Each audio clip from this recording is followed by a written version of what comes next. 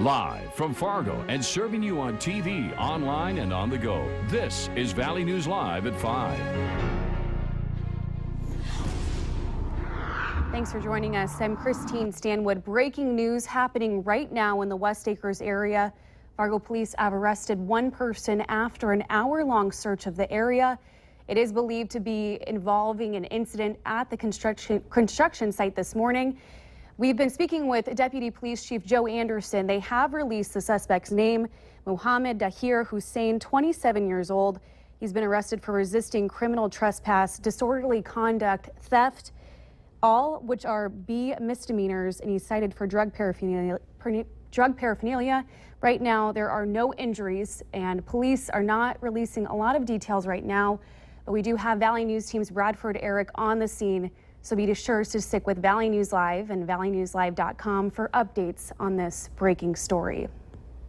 New information on a deadly crash in Becker County. The State Patrol has identified the driver as a man who spent his entire career protecting the people of Fargo. Troopers say the victim of yesterday's crash was 64-year-old Stephen Balstead of Fargo.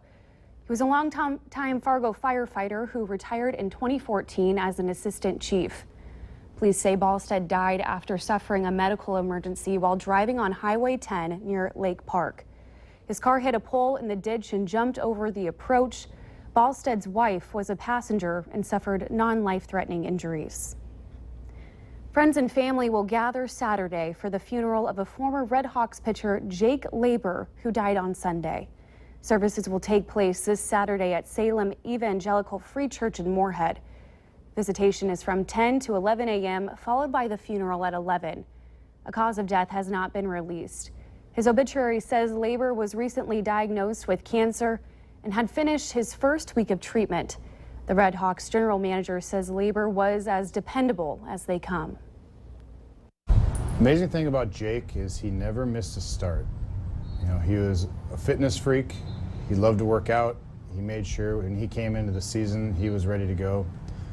I don't think he ever stopped training from baseball season to off season. I think it was something that he truly enjoyed. And, you know, that's rare, and that led to his success. I mean, he was a guy that you could count on every 5 days, 20, 21 starts a year. You hand him the ball, and he's going to go out there and he's going to pitch. The Red Hawks will have a moment of silence before Friday's series opener. Developing out of the Northern Valley, a man is in jail after an attempted robbery of a Grand Forks laundromat and car wash. James Hunsrud was arrested for robbery, reckless endangerment, and a number of drug-related charges. He allegedly tried to gain access to a change machine around 7 last night at the Suds laundromat, but an employee stopped him. Police caught up with Hunsrud and made the arrest around 11. And it's another nice day out there. Any chance of rain later?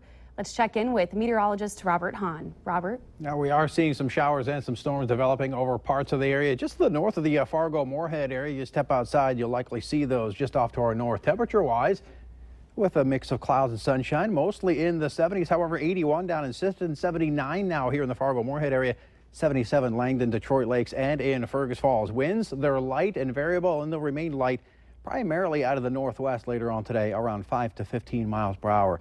There are those clouds blossoming just to the north of the Fargo-Moorhead area, and underneath those clouds, we do have some showers and some thunderstorms. Some of those storms on the strong side with winds gust up to 40 miles per hour and maybe some hail up to the size of a ½ inch in diameter possible with those storms. And we do have a marginal risk for some severe storms in the dark green area throughout the rest of the day. And we'll continue to monitor that as we head through the rest of the afternoon and into the evening. Chance for some storms in the eastern half of the valley tomorrow. A nice day, but more storm chances to talk about on that 7-day forecast. And we'll detail that coming up in just a few minutes. All right. Thanks, Robert. We're getting a look this noon at some amazing new drone video over the Louisiana flood disaster. Even more communities are bracing for historic water levels like this as the flood moves downstream. The death toll is now at 7 people, and more than 20,000 people have been rescued. It's a sign of the times coming to the Minnesota State Fair. Officials are explaining expanded security this year. You can expect bag and package checks at all entry gates. Staffing levels are also being increased, and vehicle access within the grounds will be more carefully monitored. The fair runs August 25th through Labor Day.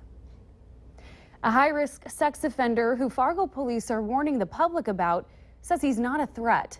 22-year-old Timothy Bullinger moved into town to end his addiction and is living on College Street near NDSU. He was convicted of gross sexual imposition for having sex with a 14-year-old when he was 18 or 19 years old. But he says it was a boyfriend-girlfriend relationship. I had consent from the parents to live at their house. I was living with them at the time of the incident, and things went wrong. Bullinger is living in a house owned by Redemption Road Ministries, which helps recovering addicts transition back into the community. Just about anyone would agree that dodging road construction around Fargo-Moorhead this summer has been a headache.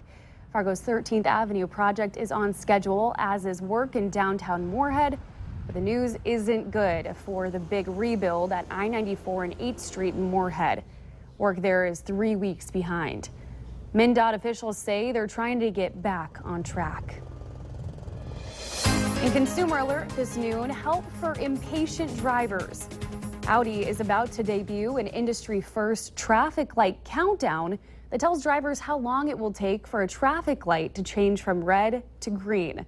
The system wirelessly links vehicles to traffic management computers in certain cities in the United States.